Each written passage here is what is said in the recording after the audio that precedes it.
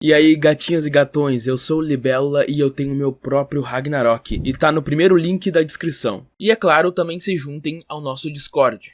Quais são as misteriosas intenções de Odin, o Deus Supremo? Capítulo 98, o Deus Supremo Odin. Sob o imenso poder divino do Deus Criador Odin, uma entidade antes sem nome transcende seus limites. Através de uma sabedoria incomparável e de atos meticulosamente calculados, ele se torna o Deus Supremo Odin, o Odin que conhecemos. A cena inicial o mostra encarando uma porta imponente, cercada por uma atmosfera pesada e mítica. Atrás dele, um trono luxuoso simboliza sua supremacia. Odin reflete em silêncio, mas sua mente está em ebulição. Ele precisa de apenas mais 2 vitórias para selar o destino do Ragnarok. Com um movimento sutil, ele invoca da sua própria carne a lendária espada Gram. E não para por aí. Outros artefatos, os tesouros da calamidade, emergem do seu corpo. Ele os observa com um olhar sombrio e satisfeito, antes de guardá-los novamente dentro de si, como se fossem extensões do seu próprio corpo. Enquanto ele dá aquele sorriso diabólico dele, ele murmura: "Está quase na hora. O sonho da minha vida logo se tornará realidade." Voltamos então para a prisão no Tártaro, onde Siegfried permanece acorrentado. Gol o observa mergulhado em seus pensamentos sobre o que ouviu até agora. Ela reflete sobre como o Deus Supremo Odin, antes apenas um Deus sem nome, absorveu os poderes do Deus Criador para ascender ao trono supremo. Nostradamus, sempre cínico e enigmático, quebra o silêncio. Ele diz que é surpreendente, né? Mas isso é só o começo. Ele abre um velho alamanque com vários adesivos bonitinhos, bem fofinhos aliás, e começa a explicar a história por trás dos tesouros da calamidade. Graças à espada Gram, Odin conseguiu localizar os outros artefatos selados a eras, e esses artefatos são os braceletes alquímicos do caos, Draupnir, o colar de Ymir, Brisingamen e o elmo de Satanás, Idil. Esses itens são a chave para quebrar os selos que aprisionam os primordiais, afirmou Siegfried. Gol reage com preocupação. Então quer dizer que os primordiais vão ressuscitar hoje, amanhã, agora. Nostradamus diz para ela se acalmar um pouco, porque não é bem assim. Não é tão simples. Esses 4 itens sozinhos não bastam. Para quebrar o selo, o Odin precisa de mais 2 coisas: a água da vida e o recipiente primordial. Ele explica que a água da vida nada mais é do que a energia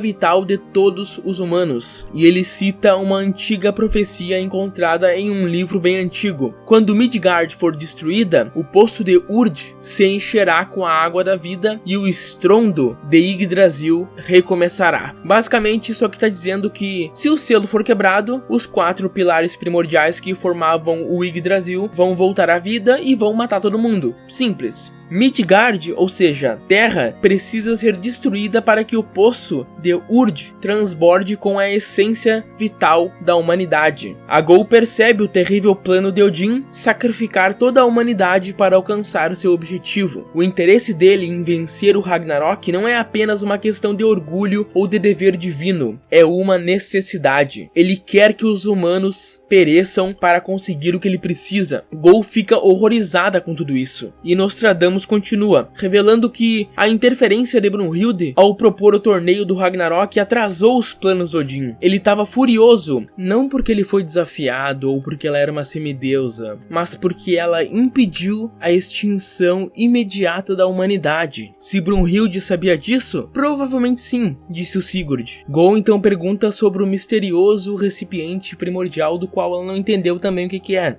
E o Nostradamus explica: um Deus compatível com as divindades dos 4 pilares primordiais contidas nos tesouros da calamidade e preenchido com a água da vida, torna-se o recipiente. Com esses elementos combinados, esse recipiente, com a água da vida, com os 4 tesouros da calamidade, pode quebrar o selo dos primordiais. E ele detalha ainda mais: as divindades impregnadas nos tesouros têm naturezas únicas. O paraíso, na espada Gram, a terra, no colar de Brisingamen, o nada, o vazio, nos braceletes Draupnir e o submundo no elmo Edil. Essa compatibilidade é incrivelmente rara, mas o Siegfried simplesmente fala: eu sou o recipiente primordial. É isso, não tem segredo. É por isso que eu tô aqui preso. A Gol fica chocada e o Siegfried explica: é por isso que o Odin não me matou. Ele precisa de mim. O Nostradamus até diz que ele é um item raro, um objeto precioso pro Odin.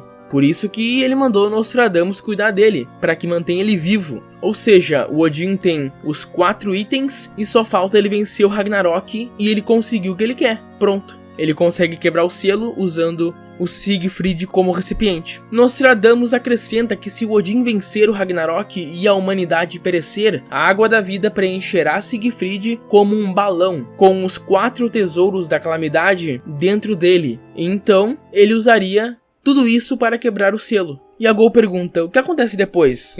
Ele morreria? Siegfried morreria. Os 4 pilares primordiais seriam libertados e a matança dos deuses começaria. Porque ninguém peita os 4 pilares primordiais. Gol sente um aperto no coração e o seu pensamento vai diretamente para Brunhilde, que carrega sozinha o fardo de salvar a humanidade, os deuses e o seu amado Siegfried. Lágrimas escorrem quando ela compreende o quão foda sua irmã é, dela ter carregado isso todo esse tempo sozinha, sem compartilhar com ninguém, sem compartilhar com nenhuma das suas irmãs. Ela compreende a coragem da sua irmã mais velha. No entanto, uma dúvida paira em sua mente. Pra que me contar tudo isso? Sou apenas uma valquíria em treinamento. Mas o Sig diz que não é bem assim não. Ele diz que a Gol é a última peça. A cena corta antes que a revelação seja feita, deixando um mistério no ar. Estamos agora na vasta e imponente Praça do Valhalla. Bem parecido com a praça onde Buda e os deuses da sorte com Loki se confrontaram. Brunhilda espera ali sentada e bem retraída, bem não convencional da parte dela. Um misto de hesitação e melancolia, que faz parecer quase uma figura frágil. Loki chega claramente curioso, mas também desconfiado. Ele não consegue evitar em sorrir ao ver ela tão diferente do seu habitual. Para ele, essa atitude dela, essa postura só pode significar uma coisa: ela repensou suas ações. Talvez tenha percebido que salvar a humanidade é fútil e que a sua própria sobrevivência é mais importante, assim como ele falou naquele acordo que ele ofereceu para ela antes do 10º round. Essa ideia o agrada tanto que ele começa a se perder em pensamentos felizes, imaginando o momento em que ela finalmente pediria sua ajuda para salvar a si mesma. Mas antes que Loki pudesse mergulhar completamente em seu devaneio, Brunhilde o surpreende. Com um gesto firme, ela o puxa de volta à realidade pela sua roupa e com o respeito que é esperado dela, pois ela sempre demonstra respeito aos deuses mesmo que não goste deles, ela usa o sufixo Sama para se dirigir a ele. No entanto, o que vem depois não é algo que o Loki esperava. A Brunhilda se ajoelha e pede para ele lutar na próxima rodada, e a expressão do Loki vai mudando lentamente, do entusiasmo inicial para uma mistura de nojo e incredulidade. Ele entende imediatamente o que está acontecendo. Para ela, ele não é mais nada do que uma peça no seu plano. Seu pedido não é sobre ele, é sobre Siegfried. Loki reconhece a paixão em seus olhos e, com uma tristeza que ele tenta esconder mas não consegue, pergunta se ela estaria disposta a ir tão longe para salvar aquele semideus. A Brunhilda, que parece abalada, mas isso parece que meio atuação também, parece que ela tá atuando para manipular as emoções dele, afirma que escolheu o oponente perfeito para enfrentar o Loki na próxima rodada. E essa resposta confirma as suspeitas dele. Ele é apenas um sacrifício em seu grande esquema. Ele não é nada para ela. Mesmo assim, ele concorda em lutar, embora faça questão de deixar claro que não será derrotado. Com uma risada amarga, revela que já era o próximo lutador designado e que todo o esforço da Brunhilda para convencer ele vir aqui e se ajoelhar foi em vão.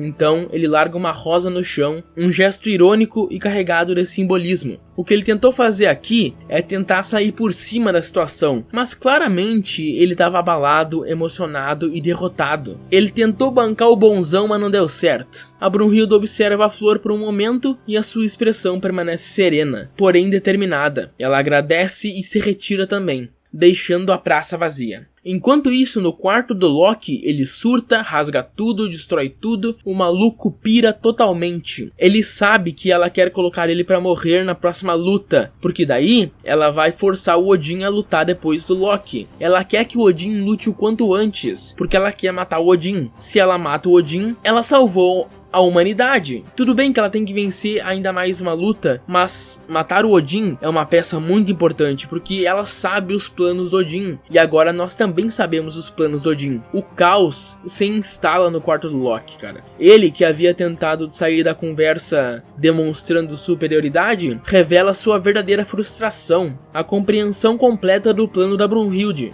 E isso o consome. Ela deseja sacrificar ele para forçar o Odin a lutar um quanto antes.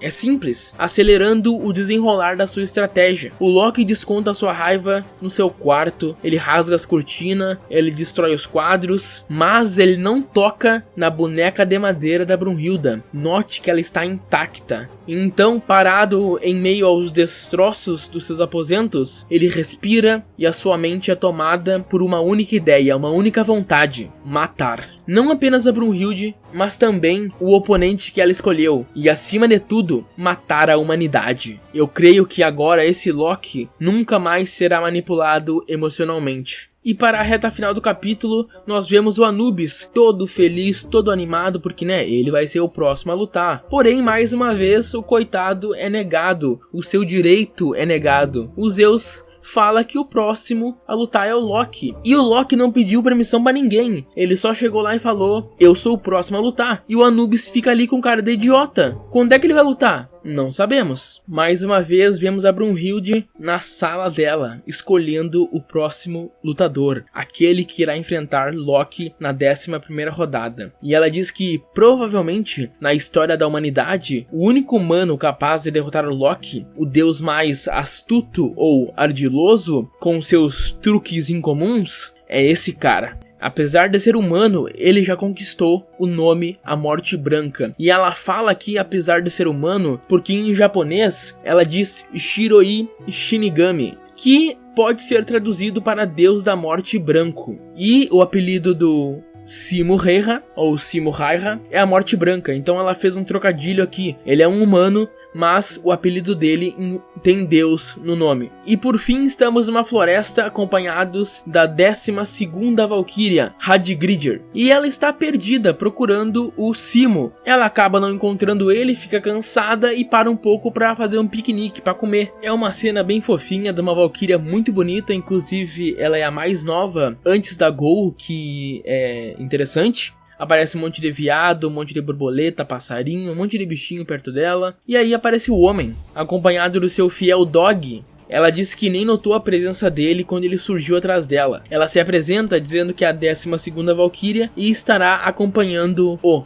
homem. Então presta continência e diz: vamos em frente para proteger a nossa terra natal. E esse é o lutador humano da 11ª rodada, Simo Heiha, ou Heiha. Eu não sei pronunciar o segundo nome dele. Esse é a Morte Branca. O tão aguardado Simo finalmente apareceu no mangá. E é isso que temos para esse capítulo. O que você achou desse capítulo? Comenta aí embaixo. Se junte ao nosso Discord. Vote na primeira pesquisa de popularidade do Brasil de qual é o seu personagem favorito de Shumatsu. O link está na descrição. Leia também o meu Ragnarok. Esses 3 links estão na descrição. E é isso aí. Até o próximo vídeo. Se cuidem.